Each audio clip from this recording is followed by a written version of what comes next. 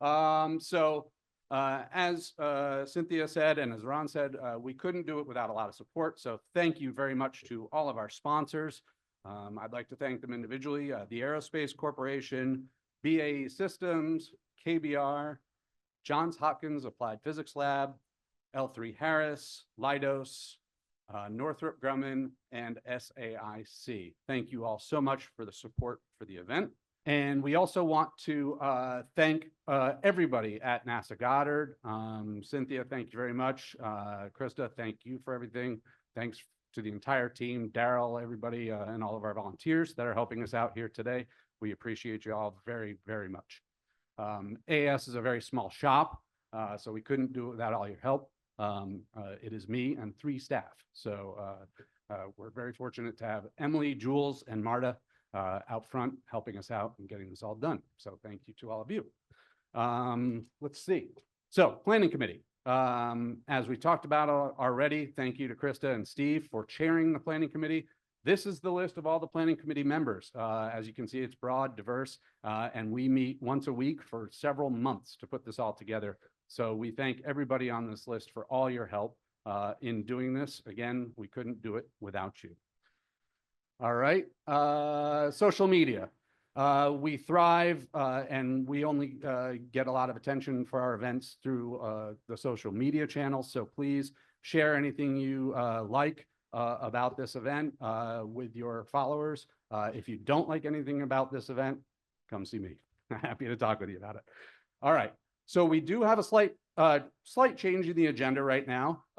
We are very, very fortunate to actually have Lori Glaze, instead of being on the panel, be a standalone speaker to kind of kick things off.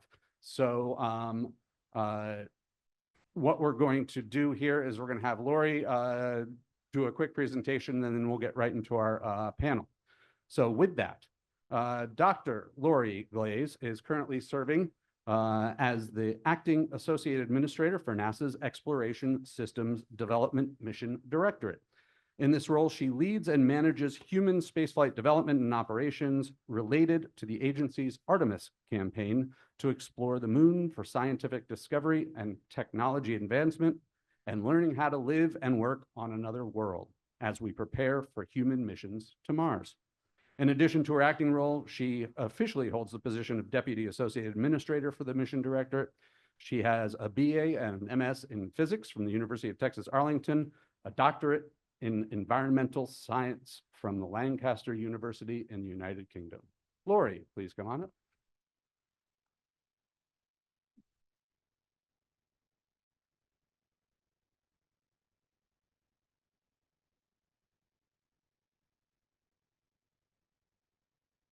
Great.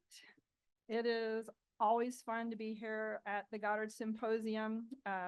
Like Cynthia, I've been coming for a while and always enjoy these events. They're a great learning opportunity and great to get to see folks and all my friends and colleagues. Always a good opportunity to catch up with folks. So I'm really delighted to have this opportunity to kind of set the stage, for some of the conversations at the symposium this year, and then in particular for the upcoming panel that's talking about exploration of Moon and Mars. I'm hoping just to kind of spend a few minutes here talking with you, give a little bit of an update of what's going on with the Artemis campaign and the Artemis program. I hope that by the time I'm done talking here today, I can get you a little bit excited about what's coming up in the next couple of years with Artemis. As was just said by Jim, this is really an important program to develop basically the infrastructure and the transportation and the architecture that supports the science that we want to do and the exploration that we want to do across the solar system, at the moon, at Mars, and beyond. So we're really, again, trying to enable the tools and the capabilities for our humans to live and work and thrive beyond Earth and Earth's orbit. So again, we're on a really fast path right now to get to the moon. And as I said, I think you're going to be pretty excited about where we are with Artemis 2. And I'm going to kick things off with a video, hopefully. And I know I was told how to use the clicker. There we go.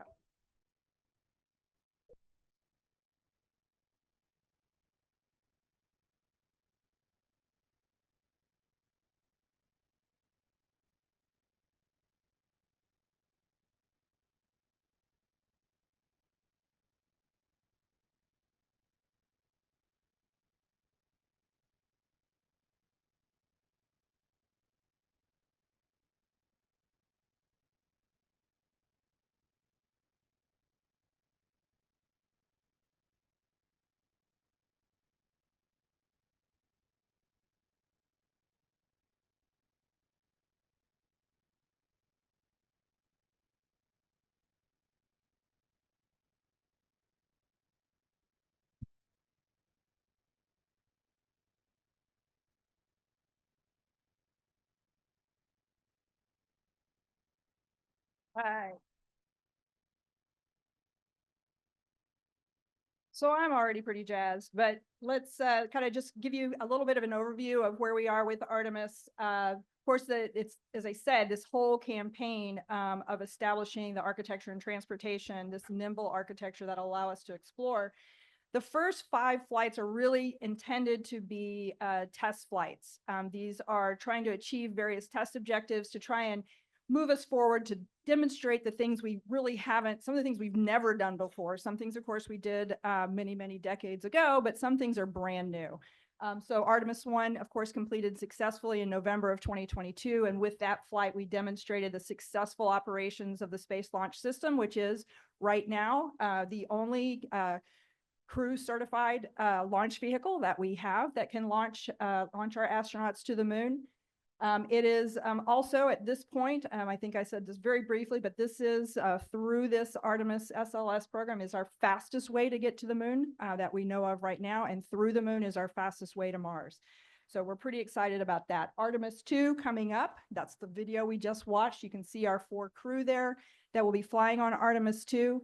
This mission is set to launch in April of 2026. This will be a 10-day lunar flyby mission. It's going to test primarily the capabilities of the Orion spacecraft. So not only will we, for the first time, have crew on board, so we have to make sure that the environmental controls and the life support systems are working. So we'll actually go into a quick demonstration phase around Earth to make sure all of those systems are working, make sure that our crew are safe. We're also in that short period also going to do some proximity operations that allow the crew to manually operate the Orion. And they're going to, when we separate from the interim cryogenic propulsion stage, the ICPS, we're going to separate, and then they're going to manually control Orion in the proximity of that ICPS. So we'll demonstrate a bunch of the capabilities of Orion, and then they will loop out towards the moon for their 10-day journey, out around the moon, and then back to Earth. They will, of course, carry along with them multiple physical and biological experiments, again, helping us to gain more information about humans can thrive in deep space. Artemis 3, the next mission in the series, the next test flight, is focused on landing on the moon. So this will be the first time we've done this in the modern era. We're going to do it with commercial partners. The first landing with Artemis 3 will be with our commercial partner SpaceX, and they will be landing the Starship as our human landing system. So the Orion capsule will be launched on top of the Space Launch System, will rendezvous with Starship, transfer 2 crew over to the Starship lander, and that will land on the surface of the moon.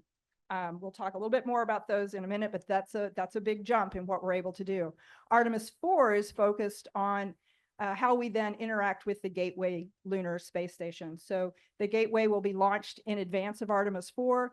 Gateway provides an outpost between Earth and the moon, a waypoint for us to stop and do experiments, but also a safe place for our crew in case of emergency, or if we need that capability. It also will eventually be a waypoint for places further and deeper into the solar system. With Artemis 5, we will test out our second commercial human landing system that's provided by Blue Origin. That one will land on the moon. We will also, in that mission, we plan to deliver a lunar terrain vehicle, which can be used by the crew to explore further away from the landing site and conduct integrated science campaigns on the surface of the moon, but also be able to carry scientific experiments that can continue their operations after the crew leave. So a lot coming up here. And again, what we learn at the moon is going to help prepare us for exploring Mars. So let me just talk a little bit about Artemis 2. I said I'm excited about this one. I hope you are too. So what I'm going to show you here, all of the pictures you see on this screen were taken in the last month. This is incredible baby pictures of hardware. It is unbelievable. I was just down at Kennedy Space Center last week. I got to see all of these in person. The one on the far left, those are the 2 boosters for the SLS. Those completed their integration on February 19th. They are integrated and ready to be combined with and joined with the core stage. The next one from the left, that is the crew and service module for Artemis 2. I saw it in this configuration after they had installed the solar arrays there, but the day after I was there, they put the fairings around the two pieces that enclose the bottom part of the crew and service module. You won't see this view again until it's in space. So that is kind of cool. It's getting ready to be handed over. It's a little bit more testing, and then eventually it'll go over to the vertical assembly building to be stacked on top of the rocket. The next one over there to the right, the third image, is that interim cryogenic propulsion stage. That was delivered 2 weeks ago, I believe. And that one is now at Kennedy as well and ready to be stacked on top of the core stage. And then what you see on the far right, that is the core stage. It's been over in High Bay 2 for several months, undergoing a lot of work that needed to be done in advance of joining with the boosters. That is from last week. It got transferred into the transfer aisle. It's now getting ready to be moved into High Bay 3, right down the middle between those two boosters, and begin that activity. So it is getting really, really close. You saw the crew there. One of those crew members, Christina Cook, just 2 weeks ago was giving a public talk, and she basically said, you know, in aerospace time, 1 year from now is like tomorrow. And she's right. We are there. All of the key issues that we'd been tracking that needed some resolution, all of those are out of the way. Of course, there will be challenges that come up as we do the final integration and testing and certification. But right now, it is just build and integrate and go. So we are in a great spot right now and really, really excited for Artemis 2. And of course, right on the heels of that is Artemis 3 with the first lunar landing. Really excited about this one as well. A lot of progress is being made on Artemis 3. You can see in some of these images on the top left is some of our astronauts wearing pressurized spacesuits, practicing and interacting with a full-scale mock-up of Starship hardware, including the HLS airlock and the elevator. Starship, of course, continuing to make progress. I'm sure many of you have seen some of their recent test flights. Challenges, of course, but you know, we've watched we've watched SpaceX do this before many times. This is their approach to fly and test and learn, fly and test and learn, and that's part of the process. Key milestones that you can keep an eye on coming up as Starship progresses. We need them to demonstrate the ability to transfer propellant between a depot and the Starship, the flight ship. So that's where we're headed. That needs to be demonstrated. We hope that will be done. We expect that to be done perhaps sometime this year. Beyond that, they need to, of course, get up to a flight rate that allows us to get this sufficient amount of fuel on orbit. And then they have to demonstrate a successful uncrewed landing and launch from the surface of the moon. So those are the key milestones that we're watching out for and the kind of things you need to be watching out for as well as we prepare for Artemis 3.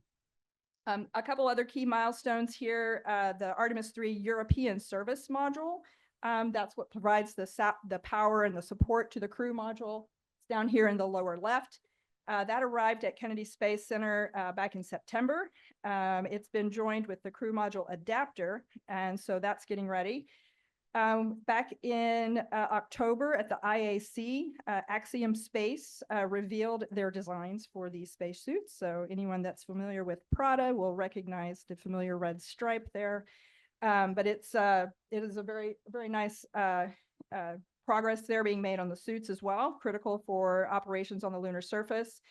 Also in October, at Kennedy Space Center, they attached the Artemis 3 engine section to the boat tail, which is a feature that reduces friction during the launch. And in November, out at the Michoud Assembly Facility in New Orleans, there was successful testing of the core stage liquid oxygen tank welds. So there's some images here. One thing I'll say, I said Artemis 3 is hot on the heels of Artemis 2. One thing that we're working toward, not a promise, but something we're really working toward, is to try and have all of the core stage, all 5 segments of the core stage at Kennedy Space Center by the time we launch Artemis 2. So we will be ready to begin the assembly of the Artemis 3 core stage. Looking ahead beyond 2 and 3 to Artemis 4, Gateway and beyond. The Gateway is made up of two elements, the Habitation and Logistics Outpost, or HALO, and the Power and Propulsion Element, PPE. The HALO element actually just completed its pre-ship review at Thales Alenia Space in Turin, Italy. It is getting ready to be shipped and should arrive out at Arizona in the coming weeks in Gilbert, where Northrop Grumman will conduct the final outfitting prior to launch. We've also had technicians in February installed key hardware for both the electric and chemical propulsion control modules on the power and propulsion element.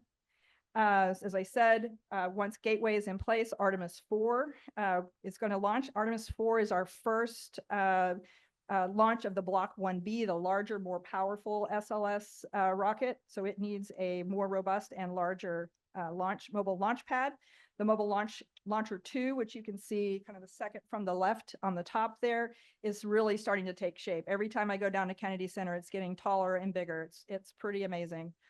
So that is growing and coming along with fantastic progress. We've also had additional progress on the heat shield for Orion, on Orion's heat shield for Artemis 4. And the engine section for Artemis 4 has already been transported to Kennedy Space Center. So a lot of progress there.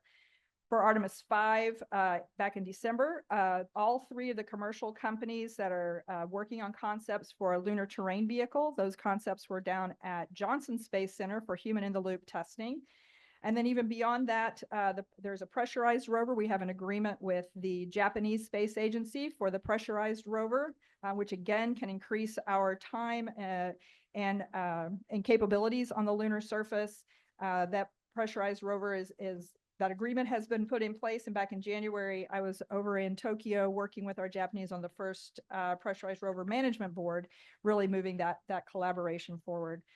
So with that, I think I want to wrap this up, trying to be a little bit brief. I just wanted to say we are ready. We are going, as Cynthia said a little bit earlier, we do these things not alone. We do them with all of our industry partners, our commercial partners, and our international partners. And Artemis is a great example of what can be done when we all work together and we'll all go together. So thank you very much.